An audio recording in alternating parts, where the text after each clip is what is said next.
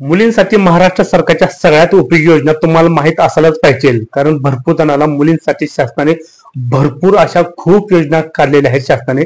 जनसामान्य माणसांना त्या योजना माहित नसतात. तीच तुम्हाला या व्हिडिओमध्ये सांगणार आहे डिटेलमध्ये. हा व्हिडिओ तुम्ही शेवटपर्यंत पहा. मुलींसाठी शासनाने महाराष्ट्र शासनाने कुठल्या कुठल्या योजना काढलेल्या आहेत. तर नमस्कार, मी हरिदास पवार. आजच्या व्हिडिओमध्ये तुम्हाला सांगणार आहे की महाराष्ट्र सरकारने मुलींसाठी कुठल्या कुठल्या योजना काढलेल्या आहेत. त्याची योजना पहा. माझी कन्या भाग्यश्री योजना. आता या योजनेबद्दल मी तुम्हाला सांगतो.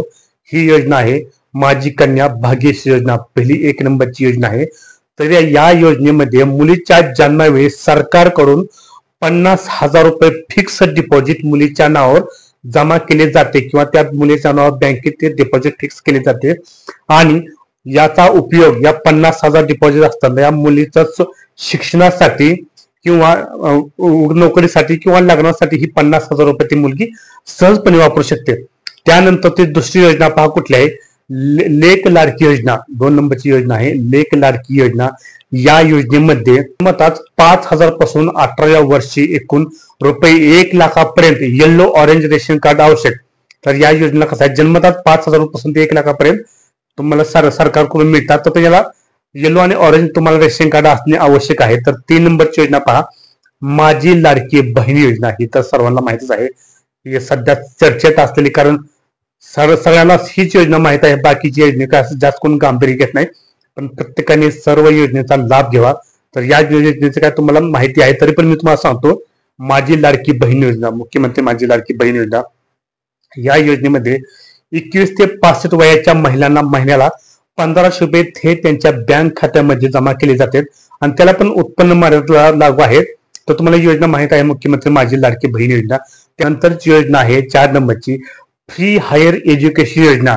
या योजनेचे कसं असते पहा. या योजनेमध्ये ओबीसी, एससीबीसी आणि ईडब्ल्यूएस मुलींना महाविद्यालयात मोफत शिक्षण घेण्यात येते या फ्री हायर एज्युकेशन योजनेमध्ये. तर वैद्यकीय, इंजिनिअरिंग, फार्मसाठी ही योजना लागू होते. त्यानंतर तुम्हाला 5 नंबरची योजना सांगतो, प्रत्येकाला माहित पाहिजे.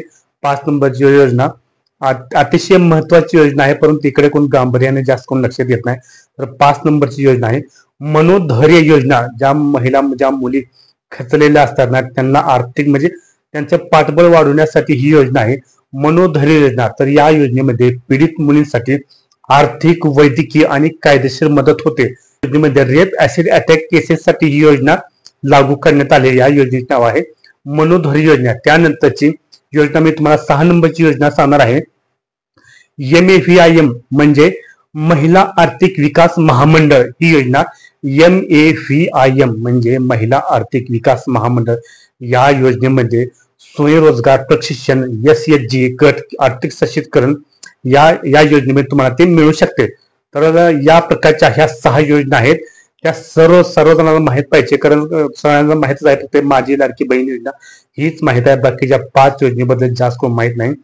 तर शासनाच्या योजना असताना सर्वसामान्य माणसासाठी असतात. तर सर्वजण या योजनेचा लाभ घ्या. तर या प्रकारचा हा व्हिडिओ होता. कसा वाटला ते कमेंटद्वारे जरूर सांगा.